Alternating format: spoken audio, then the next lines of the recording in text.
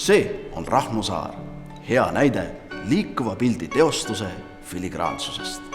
Analüüsime lähemalt, miks on antud teos tunnustust väärt. 2 täispikka reklaamklippi, 10 erinevat lokatsiooni, filmitud Eestimaa kauneimates paikades, Vormsil, Hiiumaal ja Haapsalus. Hollywoodi blockbusteritele kaadreid joonistava kunstniku poolt joonistatud maakaart. Spetsiaalselt läikima löödud asfalt Haapsalus.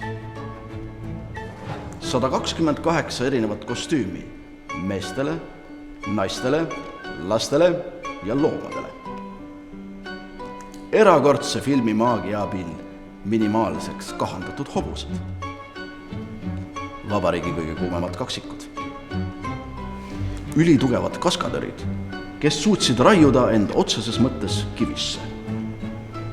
Spetsiaalselt reklaami jaoks kodustatud tuvid. Spetsiaalselt reklaami jaoks kodustatud tuvidega sviitrid. Spetsiaalselt reklaami jaoks Vormsi saarele elama läinud ansambli Zebra Island laulja. Spetsiaalselt reklaami jaoks laudisega kaetud Hiiumaa sadamakõrts. Tänu Coopi Rahnu Saare reklaamiseeriale käivitati ise sõitev mootorratas.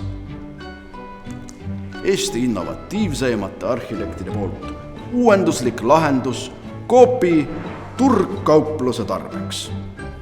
Hexagon. Spetsiaalne hinnamasin, mille keegi meist kahjuks juba esimesel võttepäeval ära lõhkus. Soovin teile optimistlikku joont.